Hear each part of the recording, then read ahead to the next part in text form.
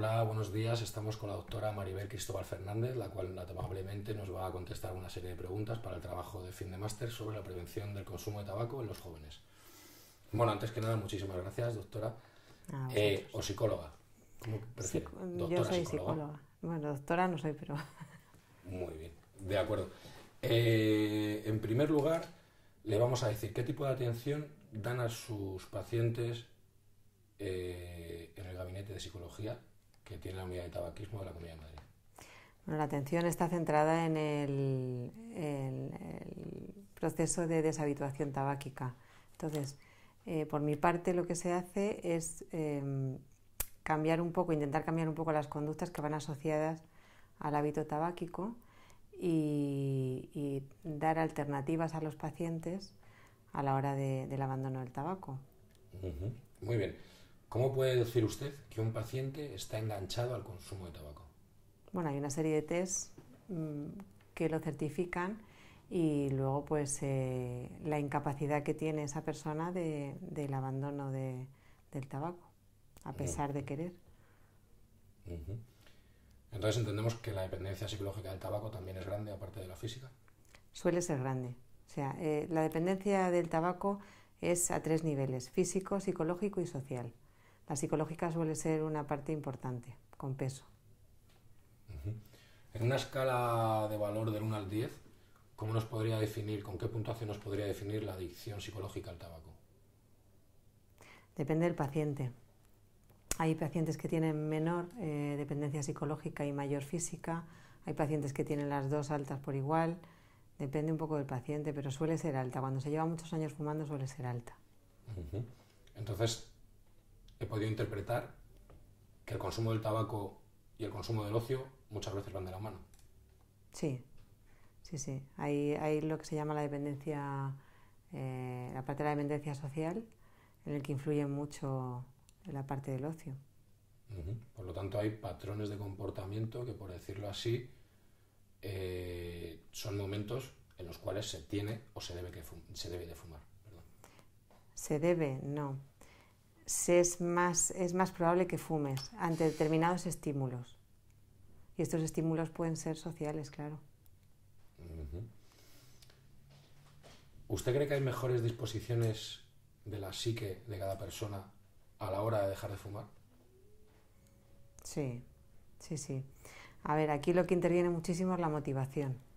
Entonces, es fundamental que a la hora de dejar de fumar un paciente esté motivado, si no, no hay nada que hacer. O sea, la medicación puede hacer su parte, nosotros podemos hacer nuestra parte, pero si el paciente no tiene la decisión firme tomada, no se consigue. Ujú. Por lo tanto, es muy difícil dejar de fumar en el plano mental. O sea, si el paciente no viene concienciado ya de su misma persona, es difícil, ¿no? Podemos ayudarle a motivarse, pero es fundamental que el paciente esté motivado. ¿Cómo ve usted a los pacientes que logran dejar el tabaco por su propio medio? ¿Son muchos casos? Son pocos casos y el porcentaje de éxito es bajo, es entre un 3 y un 5%. Sí que los hay, pero la diferencia entre los que reciben ayuda y los que no la reciben es de éxito, la diferencia del porcentaje es alta. Uh-huh. Hablemos de momentos. El café por la mañana, con los amigos en el bar tomando una caña, por la noche tomando una copa. ¿Hay que dejar de frecuentar determinados momentos y espacios para lograr una plena rehabilitación en el consumo del tabaco? Se recomienda a los pacientes que durante los 20 primeros días o primer mes eviten un poco esas situaciones de riesgo, pero no es una obligación. Hay pacientes que no lo hacen, prefieren no hacerlo, no renunciar a esas cosas también de su vida, y no es malo tampoco. O sea, los que lo consiguen y se exponen pronto lo superan antes. Uh-huh. ¿Por qué momentos pasa un paciente cuando se da cuenta que tiene que dejar de fumar? Bueno, se habla de varias fases. Hasta que llega la fase de preparación que llamamos, en la que el paciente ya está preparado para hacer el intento serio de abandono, se pasa por la fase de precontemplación, contemplación, y luego ya viene la de preparación y acción. Entonces, precontemplación es que sí que piensa que en algún momento tiene que dejar de fumar o va a dejar de fumar, pero todavía lo ve lejano. Contemplación, pues ya tiene más o menos, ya es más cercano, está dentro de los 6 meses. Y preparación es que en un mes aproximadamente tiene ya la decisión tomada de dejar de fumar. Y entendemos que la acción ya es dejar de fumar. La acción ya es ponerse a ello. La parte dura, ¿no? Sí. La parte dura de la adicción. Muy bien. ¿Se le apoya al paciente desde el punto de vista psicológico con algún medicamento? No. Desde el punto de vista psicológico es ayuda, pero no de tipo medicamentosa, sino es más orientativa y más quizá aclarativa de determinados puntos que el paciente, pensamientos que tiene erróneos a lo mejor y que le están incapacitando para dejar de fumar. Vamos a hablar ahora de jóvenes y de tabaco, ¿vale? ¿A qué edad empiezan nuestros jóvenes a fumar hoy en día? Yo las estadísticas la verdad es que no me las sé. Por ejemplo, mi generación empezaba aproximadamente a los 14. Yo creo que la generación anterior empezaba incluso antes, a los 9 o 10 yo tengo algún paciente. Y ahora pues no creo que haya mucho, que varíe mucho de los 14, no creo. A los 9 la generación anterior. Hay algunos pacientes que probaron su primer cigarrillo a los 9. Eso es duro, ¿eh? Sí. Es fuerte. Empezaban a trabajar antes, claro. Mucha gente a lo mejor de campo. Estaba más vinculado, ¿no? El tema del tabaco en la sociedad, claro. ¿A qué obedece la pauta de comportamiento de los jóvenes que fuman? Pues hombre, generalmente tanto el consumo de alcohol yo creo como el de tabaco comienza por integrarse a lo mejor en un grupo, en su grupo de iguales, o por lo menos así era antes. No, es que yo ahora mismo no sé exactamente las características, pero yo creo que no han variado en ese sentido. ¿Cómo ve usted importante la prevención y la educación en el no consumo de tabaco?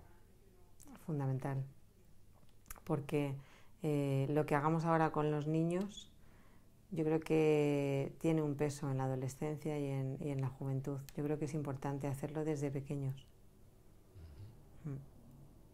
Sobre todo, y en las adolescentes, sobre todo que vean lo difícil que es dejar de fumar. Por lo tanto, estamos hablando de que puede ser más fuerte el peso del grupo de influencias, ¿no? De las primeras influencias que queremos integrarnos en un grupo de jóvenes de una determinada manera, antes que las figuras paternas. En la adolescencia, sí. En la adolescencia, ¿no? Pues cuéntenos un poco cómo puede ser ese mecanismo que vincula una parte con la otra. Lo que pasa es que se sienten identificados con su grupo de iguales, claro, y entonces se sienten a lo mejor en la etapa de la adolescencia se sienten un poco incomprendidos por los padres porque los padres les ponen reglas, normas que tienen que cumplir y ellos ya, yo pienso que no tienen muy claro exactamente su sitio ni lo que son exactamente. Y entonces ahí hay conflictos, yo pienso que familiares, y desde luego se apoyan en su grupo de iguales. Vaya. También consideramos a la televisión, a la publicidad, al cine y a la moda grupos de influencia. Sí. Sí. De hecho, cuando se prohibió en determinadas, se prohibió que saliera en el cine el tabaco, que salieran las películas y que saliera en tal, yo creo que ellos aprenden y además admiran a determinados personajes, actores o tal, de cine o de televisión, y yo creo que muchas veces se tiende a imitar y desde luego es una conducta que se aprende, que se puede imitar. Digamos que puede haber una explicación que nos permita afirmar que el consumo de tabaco en los jóvenes es también un producto de su sentido de invulnerabilidad y del querer experimentar nuevas experiencias. Claro, a ver, yo creo que es las dos cosas, que se sienten ya con capacidad para probar por sí mismos, para descubrir, y no no ven la enfermedad probable cerca, porque desde luego cuando se empieza a fumar esto es como una muerte lenta, ¿no? Tarda muchos años en aparecer los síntomas, en unos menos y en otros más. En otros lo que pasa es que se agravan. Por ejemplo, hay muchos jóvenes asmáticos, que hay jóvenes asmáticos que fuman y esto les agrava la patología, les agrava el asma. Pero si no ven la patología cercana y entonces, desde luego, cuando eres joven piensas que no te va a pasar nada, claro.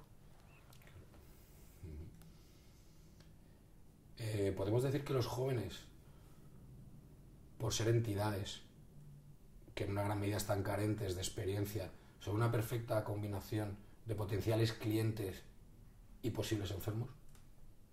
Sí.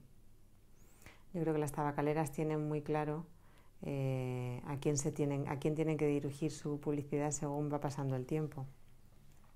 Incluso en países subdesarrollados les están dando tabaco a niños. ¿Es más problemático cambiar los hábitos de consumo de un adulto o de un joven? De un joven. Yo creo que de un joven. Porque un adulto, la mayoría ya tienen síntomas, la mayoría ya sabe, ya son conscientes del daño que puede producir el tabaco o de la dependencia. Ya no solo es el daño, sino de que estamos siendo dependientes de una sustancia y el hombre, como yo digo a mis pacientes, siempre, el ser humano siempre ha buscado su independencia y ahora resulta que nos estamos atando a una sustancia que encima nos hace daño. ¿Qué importancia a estas edades que estamos hablando tiene el grupo social que forma su familia más directa? ¿Te refieres, perdona, a los grupos de influencia jóvenes? Tienen sus grupos de iguales, pero ya vemos que ha dejado de tener bastante influencia la familia. ¿Qué tanto por ciento de influencia pierde o puede ganar la familia con respecto a los jóvenes para influirles en que no consuman tabaco? Pues el porcentaje no lo sé. Sí que los padres yo creo que siguen siendo un modelo y si el hijo ve que su padre fuma o su madre fuma, piensan que no es tan malo. Lo asocian como que es una cosa normalizada en su familia, que si lo hacen los padres, ¿por qué no lo van a hacer ellos, no? Claro. Vale. ¿Influye que el joven haga deporte? Sí. Yo creo que es muy positivo que sea deportista, porque se nota ahí sí que se nota que el tabaco te afecta. ¿Ha visto usted algún caso de jóvenes al que le haya impactado bastante su adicción psicológica al tabaco? Yo recuerdo un caso de un joven, lo que pasa es que tenía un problema cognitivo, de deterioro de porcentaje cognitivo inferior, y ese cogía colillas del suelo. Vaya. ¿Se puede asociar el hecho del tabaco y su enganche psicológico a otras enfermedades propias de la juventud o de personas en desarrollo, como puede ser la bulimia, la anorexia u otros desórdenes? Pues realmente no lo sé. Yo pienso que con cualquier trastorno psiquiátrico, o con cualquiera no, pero sí que hay trastornos psiquiátricos determinados que sí que incitan más a fumar. O es más fácil que fumes teniéndolos, como por ejemplo la esquizofrenia, porque toman una medicación con la que necesitan excitantes y entonces generalmente tiran hacia la Coca-Cola y el tabaco. Vaya. ¿Cómo se lucha desde el punto de vista de la psicología contra esta lacra? En general, pues yo creo que abriendo un poco los ojos y explicando cómo va el proceso. Yo creo que el saber, el conocer más al paciente le ayuda. El saber lo que le está pasando, cuál es el proceso, por qué hay recaídas. Yo creo que eso ayuda bastante. Mostrando la realidad, ¿vale? Sí, sí. ¿Hay programas a nivel nacional o a nivel regional de ayuda psicológica al fumador o al joven fumador? Sí que se hacen programas a nivel comunitario, o sí, yo conozco algún programa que se ha hecho en colegios y sí que se ha hecho. ¿Cree usted que todavía hay muchas cosas por hacer. Creo que hay que seguir haciendo, sí, que queden muchas cosas por hacer. Siguiendo aquí todo lo que salga nuevo o todo lo que podamos hacer novedoso y desde luego seguir haciendo lo mismo. Y bueno, finalmente, transmítanos un mensaje positivo y de esperanza a la juventud. Yo pienso que quizá hay que empezar cuando son muy pequeños. Y podremos conseguir que algún día los jóvenes no fumen. Esos son los futuros clientes de ellos. Pues sí, es cierto. Muy bien, pues muchísimas gracias por habernos concedido esta pequeña entrevista y nada, le agradecemos mucho el tiempo que ha tomado en darnos estas respuestas a las preguntas que le hemos suscitado y solo queda agradecer muchas veces. A vosotros. ¿Vale? Muchísimas gracias.